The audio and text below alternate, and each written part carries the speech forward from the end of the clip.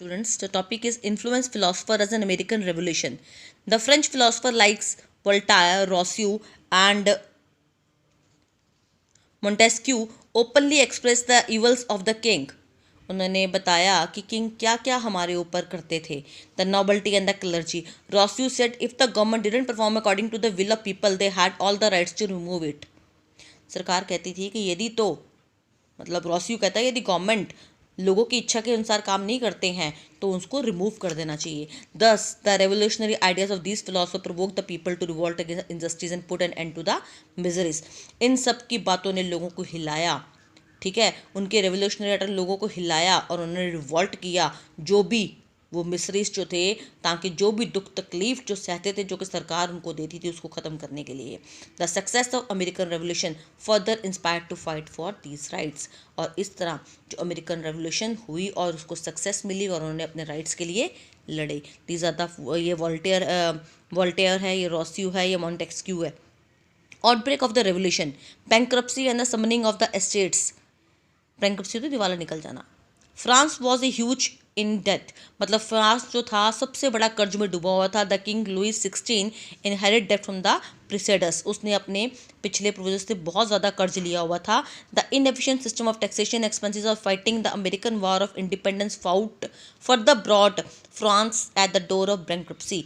बहुत ज़्यादा टैक्स का सिस्टम सही ना होने से अमेरिकन वॉर ऑफ जो इंडिपेंडेंस हुई खर्चा होने की वजह से अब जो फ्रांस था उसका दिवालिया निकलने वाला था.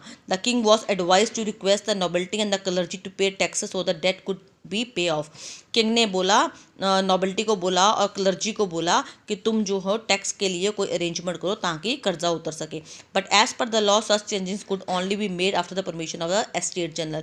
लेकिन ऐसा तभी हो सकता था यदि एस्टेट जनरल जो था तो परमिशन देता. Estate general was the body of people, और ये लोगों की एक बॉडी थी. ठीक है, it had representative from the each state, और हर स्टेट से इसके रिप्रेजेंटेटिव थे. Every state had one vote in a body, और हर स्टेट का अपना एक बॉडी में क्या था, वोट था. तो state general has not summoned since 1614 तक उन्होंने कोई सम्मन नहीं किया, कोई अपनी उन्होंने विश नहीं दी. तो king 16 summon the state general in May 1789. दोबारा उन्होंने बोला and the members of third state saw it opportunity to put forth their problems. तो उनको लगा नहीं अब इनकी प्रॉब्लम को सॉल्व करना चाहिए. दे formed A national assembly in 17 June 1789 and demanded one man one vote. और उन्होंने नेशनल असेंबली में उन्होंने किया कि एक आदमी एक ही वोट दे सकता है. Under the existing system, each state had only one vote. Then the National Assembly met in the Tennis Court, 20th June 1789. It took an oath to establish a constitution for the France that is known as Tennis Court Oath.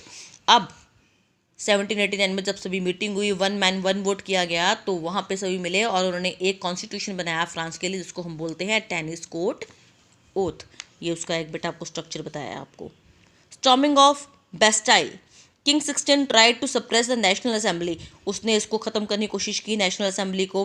The commoner gathered in thousands on July 8 1789 and broke open the state prison called Bastille. और जो वो prison थी, jail थी Bastille की, उसको तोड़ दिया उन्होंने. लोग इकट्ठे हो गए. All the prisoner were set free. जितने कैदी थे वहाँ से छूट गए.